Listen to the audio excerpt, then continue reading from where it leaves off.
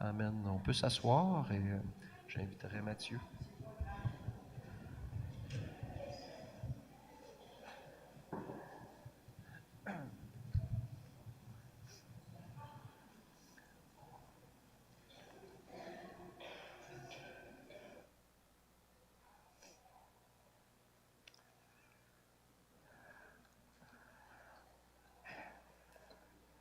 Un, deux.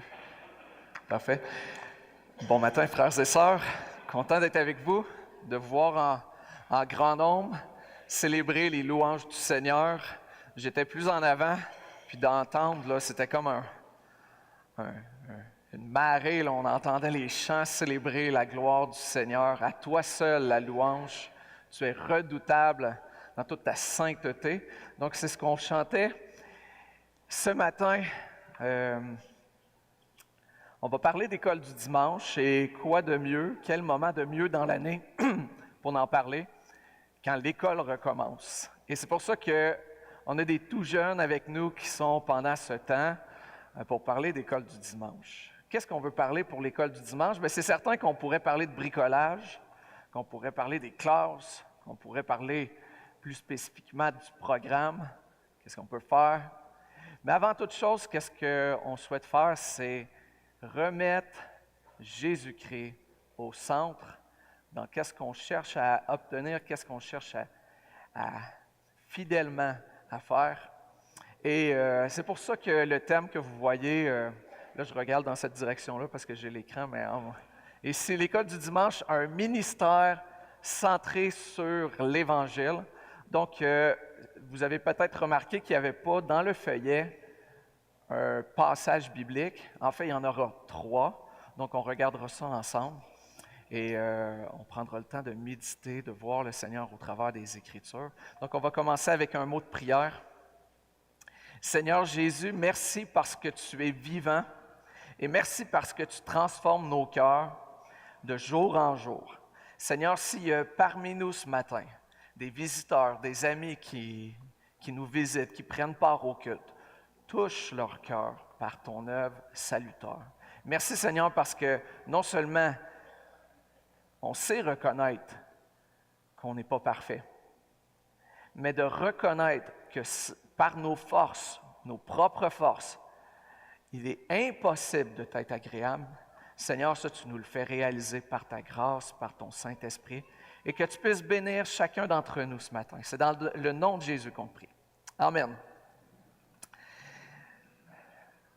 Donc, l'école du dimanche, un ministère centré sur l'Évangile. Première des choses, quand on parle de l'Évangile, on parle de Jésus-Christ, de ce qu'il est, de ce qu'il a accompli. Et c'est ce qu'on voit en premier. La chose la plus importante, c'est de connaître Christ.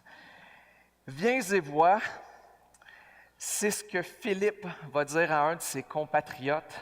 Et je vous invite à tourner dans l'Évangile de Jean, le chapitre 1, les versets 45 à 50. Viens et vois. Donc, j'y tourne en même temps que vous. Peut-être les amis qui sont avec nous aussi ce matin, vous avez le goût de tourner avec vos parents. Regardez, c'est où ça, Jean, dans la Bible? Puis vous pouvez même regarder à quelle page vous seriez capable de trouver ça dans l'Évangile. Donc, Jean, le chapitre 1, au tout début du ministère de Jésus. J'y arrive. 45 à 50.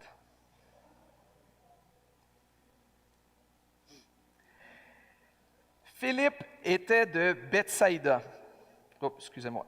Philippe rencontra Nathanaël et lui dit, nous avons trouvé celui de qui Moïse a écrit dans la loi et dont les prophètes ont parlé, Jésus de Nazareth, fils de Joseph. Nathanaël lui dit, peut-il venir de Nazareth quelque chose de bon? Philippe lui répondit, viens et vois. Jésus, voyant venir à lui Nathanaël, lui dit de lui, voici vraiment un Israélite dans lequel il n'y a point de fraude. D'où me connais-tu? lui dit Nathanaël. Jésus lui répondit, avant que Philippe t'appelât, quand tu étais sous le figuier, je t'ai vu. Nathanaël répondit et lui dit, Rabbi, ce qui veut dire maître, tu es le Fils de Dieu, tu es le roi d'Israël. Jésus lui répondit, parce que je t'ai dit que je t'ai vu sous le figuier, tu crois? Tu verras de plus grandes choses que celles-ci. Et il lui dit, en vérité, vous verrez désormais le ciel ouvert et les anges de Dieu monter et descendre sur le Fils de l'homme. Premier texte qu'on voit ensemble, viens et vois. Philippe invite Nathanaël à rencontrer, à constater de ses propres yeux ce Jésus originaire de Nazareth, un village sans importance. Son affirmation est forte et sans détour. Nous avons trouvé. Philippe est dans la certitude. Il dit, Nathanaël, nous l'avons trouvé. L'expression « celui de qui Moïse a écrit dans la loi et dont les prophètes ont parlé », peut-être pour certains c'est moins familier, mais quand Philippe dit cette phrase-là, il est en train de dire « celui dont tout l'Ancien Testament a parlé, il est vivant et il est présent là. » Tous les prophètes, tout ce que Moïse a écrit par le passé se révèle maintenant au travers des souffrances qu'on a passées, Nathanaël, au travers le désert, l'Égypte, l'esclavage, les juges, les tentations, les peuples qui nous ont envahis. Aujourd'hui, le Christ est sur terre. Et la réponse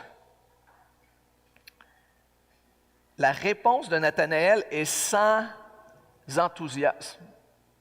Donc, vous avez un Philippe qui est enthousiaste, plein de confiance, excité. Il va voir un de ses compatriotes et la réponse, elle est de glace. Philippe, pourtant, ne se laisse pas démonter par la réponse incrédule et méprisante de Nathanaël. La réponse qu'il lui donne, Nathanaël, c'est « peut-il simplement venir quelque chose de bon? » C'est assez gros. Nazareth, c'était un village d'une région qui s'appelle la Galilée. Et pour les Juifs, la Galilée, c'était moyen. C'était une partie où des Juifs s'étaient mélangés avec beaucoup de peuplades païennes. Et on doutait de la sincérité de la consécration des Galiléens.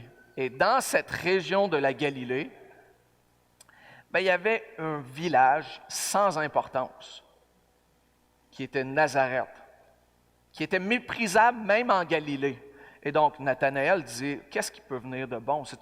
On ne parle jamais dans la Bible, on ne parle jamais de Nazareth. Jamais. Est-ce qu'il peut vraiment venir un prophète? Est-ce qu'il peut seulement venir un homme bon de Nazareth? Et la réponse de Philippe, il ne se laisse pas démonter. La réponse de Philippe est pleine d'assurance et de confiance. Il ne se lance pas dans de grands débats sur la place de Nazareth dans l'histoire d'Israël. Il ne commence pas à parler de tout ça.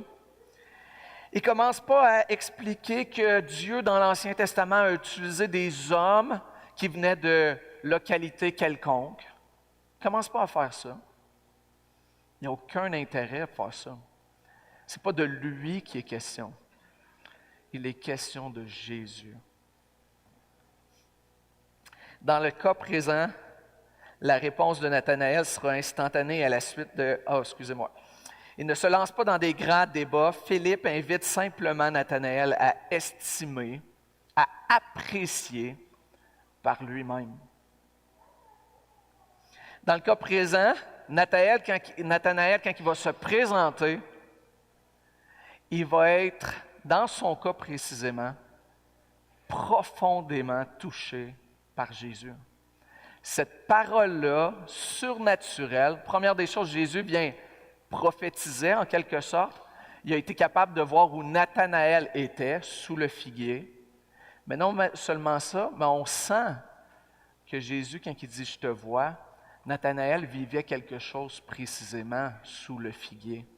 Et il est touché profondément. Il dit, « Wow! » Il dit, « Rabbi, tu es le Fils de Dieu, le roi d'Israël. » Instantanément. Qu'est-ce que Philippe a fait dans tout ce parcours-là pour Nathanaël? Il a été simplement un témoin fidèle. Et Philippe, son seul désir, c'était de voir les gens autour de lui, ses compatriotes, se réjouir de rencontrer Jésus lui-même. Et pourquoi je prends le temps de présenter ce passage-là, frères et sœurs, c'est parce que c'est ça l'objectif du ministère de l'École du dimanche. Le ministère des frères et sœurs à l'École du dimanche ne consiste pas à reposer sur eux une œuvre surnaturelle. Ce n'est pas à eux. Cette œuvre-là surnaturelle, prophétique, c'est Jésus. Parce que seulement le Seigneur peut changer des cœurs de pierre et les rendre dans des cœurs de chair. Seulement lui a cette puissance-là. Tout comme Nathanaël, c'est en tant que témoin que nous parlons.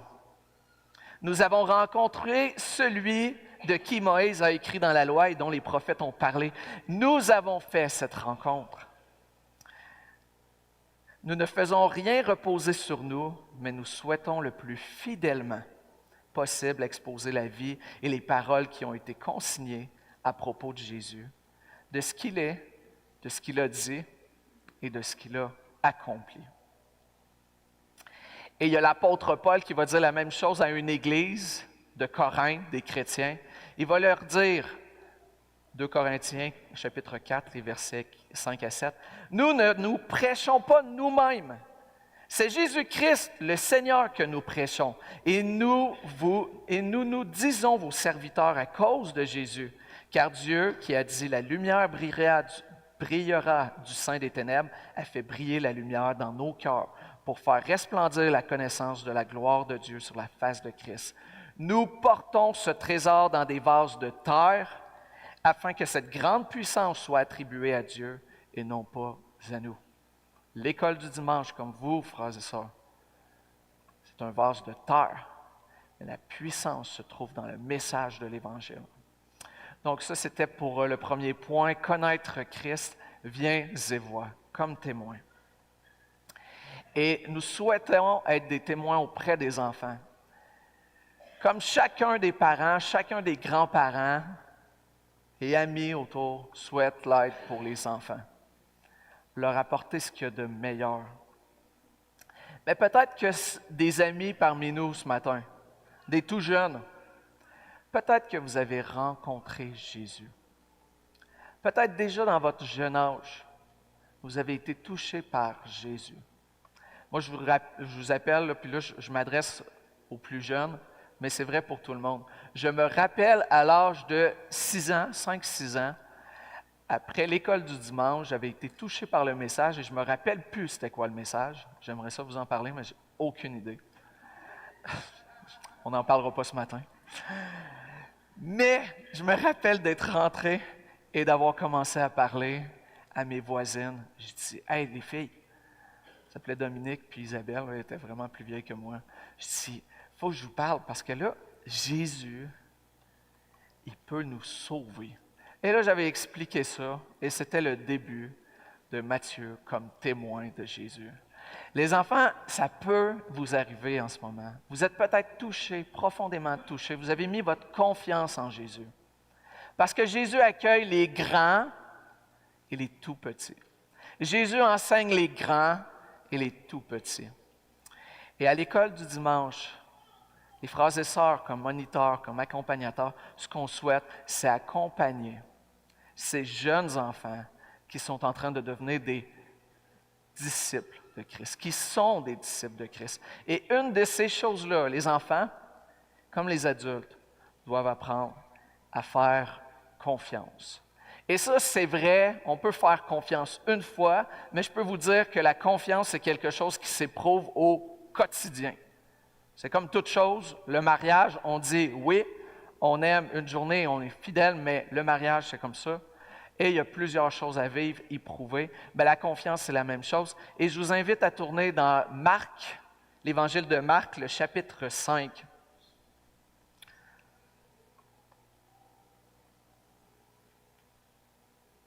Marc chapitre 5, vous avez juste en avant les versets 35 à 42. Donc,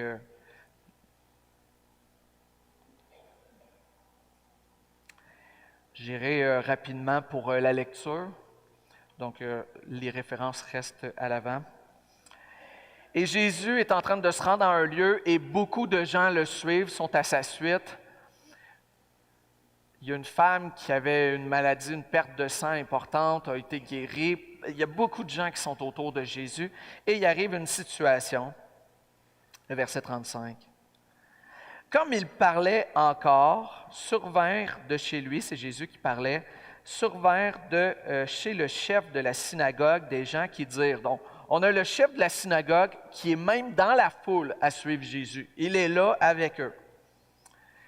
Et il y a des gens qui s'approchent du chef de la synagogue et qui lui disent directement, ils lui disent, ta fille est morte.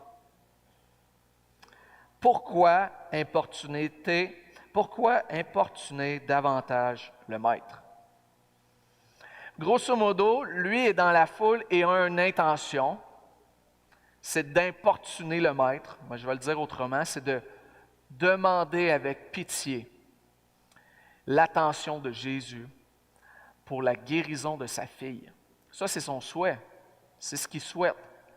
Et là, pendant qu'il est là, voulant lutter pour la vie de sa fille, parce qu'il a confiance que Jésus peut la sauver, pendant qu'il est là, il y a un groupe de gens qui viennent le voir et disent « Ça ne sert plus à rien.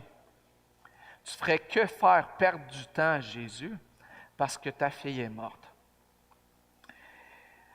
On va continuer la lecture. Mais Jésus, sans tenir compte de ces paroles, donc Jésus a entendu ce qui se passait, dit au chef de la synagogue, ne crains pas, crois seulement. Et il ne permit à personne de l'accompagner, si ce n'est Pierre, à Jacques et à Jean, frères de Jacques. Ils arrivèrent à la maison du chef de la synagogue où Jésus vit une foule bruyante et des gens qui pleuraient et poussaient de grands cris. Ils entraient et leur dit, « Pourquoi faites-vous du bruit? Et pourquoi pleurez-vous? L'enfant n'est pas morte, mais elle dort. » Et ils se moquèrent de lui, alors ayant fait sortir tout le monde, il prit avec lui le père et la mère de l'enfant et ceux qui l'avaient accompagné. Il entra là où était l'enfant, il la saisit par la main et lui dit, « Talika kumi » Talita kumi, ce qui signifie « Jeune fille, lève-toi, je te le dis ». Aussitôt la jeune fille se leva et se mit à marcher, car elle avait 12 ans, et ils furent dans un grand étonnement. Et là, qu'est-ce qu'on comprend de cette situation-là? C'est que la première chose que Jésus fait, c'est qu'il regarde le chef de la synagogue. Il le regarde et il lui dit deux choses. Il dit, ne crains pas, crois, aie confiance. Et où ce que je veux vous amener avec ça, c'est que le chef de la synagogue avait eu confiance en Jésus pour se déplacer et le rencontrer en personne. Il avait confiance en Jésus pour lui demander son intervention puissante et surnaturelle. Le chef de la synagogue croyait Jésus. Mais ici, la foi du chef de la synagogue est mise à rude épreuve lorsqu'on lui apprend la nouvelle de la mort de sa fille. Parce qu'en fait, tout laisse à penser que la mort est bel et bien une finalité irréversible, un fait immuable. Jésus est puissant pour multiplier des pains, guérir, sauver des démoniaques. Il est capable de guérir des malades. Mais là, dans ce cas-ci, c'est fini. Parce que cette fille de 12 ans, elle est morte. Et là, le père, dans cette situation-là, comment il doit être troublé? Et qu'est-ce qu'il pense de ça? Bien, ses pensées doivent être confondues au plus haut point. Sa tête doit être remplie émotivement de plein d'affaires. Il doit se remettre excessivement en question. Lui, comme personne, la place, pourquoi il est là, pleines de choses qui peuvent arriver. Pourquoi il n'était pas avec sa fille avant sa mort, puis qu'il était parti? Tout ça, ça doit y venir en tête, là. Et Jésus le regarde directement et dit, ne crains pas. Et ça, dans la vie, il y a des anxiétés, surtout face à la fragilité de notre existence. Et cet homme-là, le chef de la synagogue, le perçoit très bien à ce moment-là. Et Jésus lui dit, ne crains pas, crois seulement. Et son espérance sera récompensée parce qu'en fait, sa fille retrouvera la vie. Et Jésus prouve par là que toute situation, qu'elle soit dramatique au plus haut point, le Seigneur a la puissance et la capacité de retourner toutes les situations à sa main comme il le veut. Et c'est ce que le chef de la synagogue a expérimenté. Et ce que je vous ai amené, c'est la même chose pour les enfants et c'est la même chose pour nous. Nous devons apprendre à faire confiance. Et comme adultes ou comme témoins, de pouvoir amener ça aux enfants. Parce qu'on a tous vécu des moments où on a vu la victoire dans nos vies, que le Seigneur nous a dénoué des situations qu'on peut se rappeler et rendre grâce aujourd'hui. Et c'est comme le roi David qui disait, la parole de Dieu est toujours éprouvée. Je l'ai vu dans ma vie si souvent, fidèlement répondre. Et c'est ce que nous sommes appelés à faire à l'école du dimanche, apprendre aux enfants à faire confiance, à ne pas craindre et faire confiance et espérer. Le ministère des frères et sœurs à l'école du dimanche ne consiste pas à reposer sur nos œuvres nous-mêmes, mais de reposer sur Jésus. Parce que le Seigneur a la puissance de transformer les situations les plus pénibles et décourageantes en un rayonnement de situations grandioses. C'est à Jésus qu'il faut regarder. Nous désirons, comme témoins de l'œuvre de Christ, accompagner les enfants à faire confiance à Jésus. Et finalement, le troisième point que je vous invite à regarder avec moi ce matin, dans Jean, l'Évangile de Jean, le chapitre 14. Donc, ça terminera les 3 points à voir ce matin.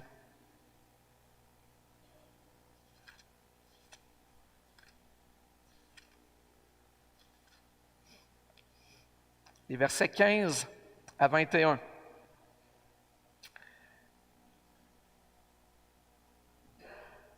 Et c'est Jésus qui est en train de prendre un dernier repas. Il sait qu'il s'en va mourir. Il sait que cette nuit-là, il sera pris par les Romains. En fait, pas avec les Romains, mais les Sadducéens, les chefs du peuple. Puis ensuite de ça, il sera livré aux Romains. Mais il prend un dernier repas, puis c'est un repas poignant. Et Jésus dit, si vous me demandez quelque chose en mon nom, je suis 15, si vous m'aimez, gardez mes commandements. Et moi, je prierai le Père et il vous donnera un autre consolateur afin qu'il demeure éternellement avec vous, l'Esprit de vérité, que le monde ne peut recevoir parce qu'il ne le voit point et ne le connaît point. Mais vous le connaissez, car il demeure avec vous et il sera en vous.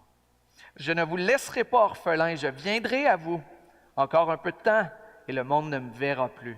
Mais vous me verrez, car je vis et vous vivrez aussi. En ce jour-là, vous connaîtrez que je suis en mon Père, que vous êtes en moi et que je suis en vous.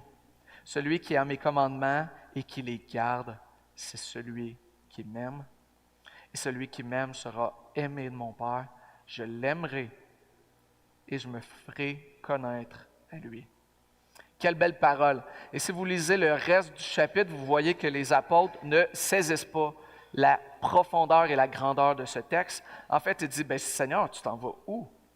Puis comment ça, on ne peut pas y aller avec toi? Puis c'est des questions de cet ordre-là, mais Jésus est en train de leur donner une promesse grandiose qui nous habite encore aujourd'hui, l'œuvre du Consolateur dans nos vies. Dans les versets, Jésus promet aux croyants le réconfort dans 5 bénédictions. On ne les regardera pas attentivement ce matin, mais 5 bénédictions ressortent surnaturelles de la part du Saint-Esprit, de la part du Seigneur Jésus. Et les voici.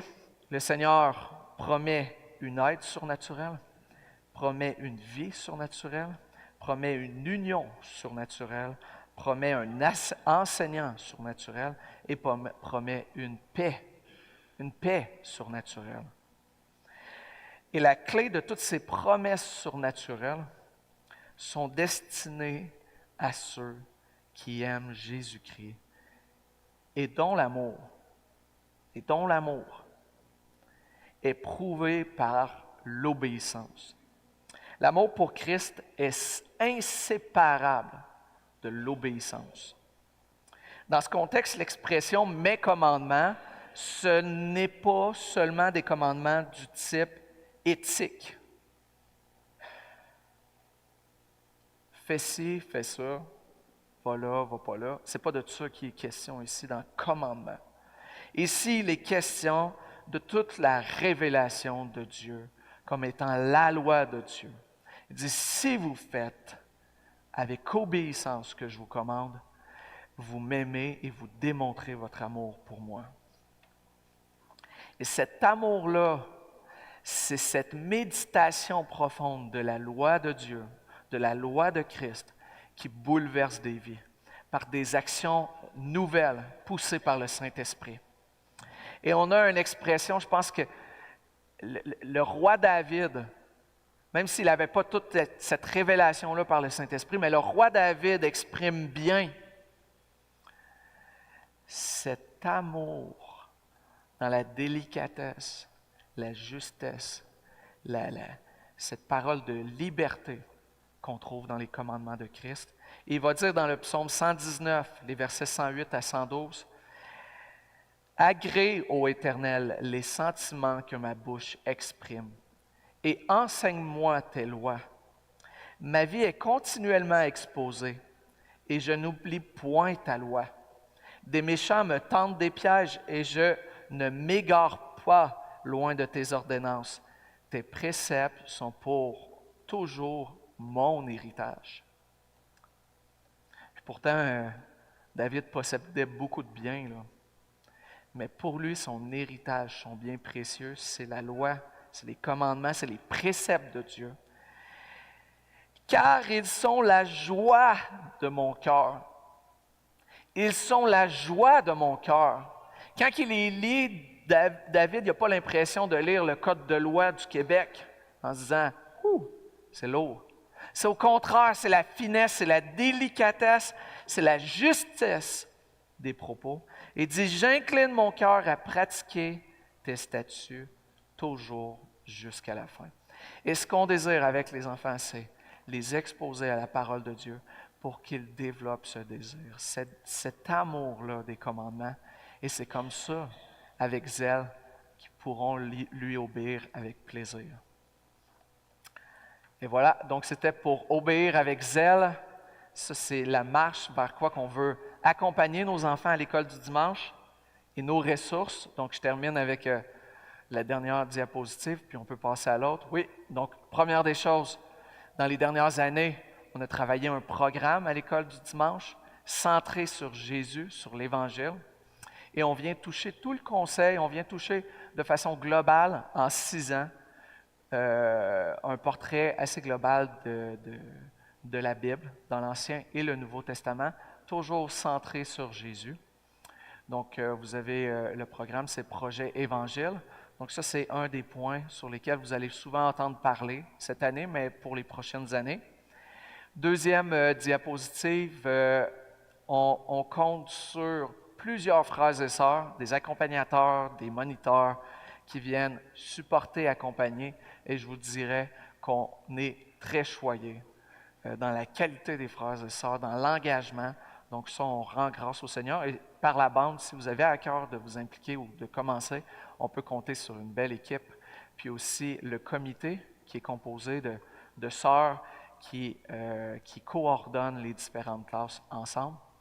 Donc ça, c'était pour un autre aspect. Et le dernier, eh bien, on souhaite vous dire que c'est comme le proverbe africain, là, puis peut-être que je vais briser un peu le truc, là. Peut-être que vous êtes plus affûtés avec ce proverbe-là, là, mais vous m'en parlerez après. C'est quelque chose comme, il faut tout un village pour enseigner un enfant ou quelque chose comme ça, ou d'éduquer un enfant ou quelque chose. En fait, c'est un privilège parce que les enfants ont besoin de leurs parents, ils ont besoin de leur famille, ils ont besoin de voir des modèles. Et c'est les parents qui sont les premiers joueurs importants. Et l'école du dimanche, c'est un outil, c'est un accompagnement pour eux. Et on veut travailler étroitement ensemble pour que Christ se révèle dans la vie des enfants. Et l'Église, parce que de voir des plus âgés, des plus jeunes, des fois comme enfants, de voir juste des un petit peu plus vieux, mais c'est tout le temps, ça crée de la fierté. Moi, je me rappelle quand j'avais 15 ans, je regardais ceux qui avaient 20 ans, je me disais, quand je vais avoir 20 ans, j'espère faire qu'est-ce qu'ils font, puis tout ça. Ça vient toujours un petit peu mettre un défi, mais aussi avoir des partenaires, des jeunes de notre âge, des plus jeunes qu'on peut aider, mais tout ça, ça fait partie de la vie d'Église. Puis moi, je me rappelle, je parlais avec mon frère, dans la chair, Pierre-Olivier, puis il me parlait d'un moniteur qui l'avait touché. Tu sais, il y a plusieurs façons de vivre en Église. L'école du dimanche, je dirais. Donc ça, c'était le dernier point. Et finalement, on peut arriver à la dernière diapositive. On revient au départ. Finalement, dans tout ça, sur le ministère centré sur l'Évangile, c'est la grâce. L'importance de la grâce dans l'accompagnement de nos jeunes. Et je vais terminer avec un mot de prière. Seigneur Jésus, merci pour les frères et sœurs. Merci pour chacun des enfants qui sont ici. Je vais céder bientôt la place à François pour tout ce qui est des beaux tableaux qui sont derrière moi. Je te prie de toucher ce matin nos cœurs par ta parole. Et toi seul, Seigneur, mérite d'être élevé dans la vie des enfants, dans nos vies. À toi soit la gloire. Amen. J'inviterai François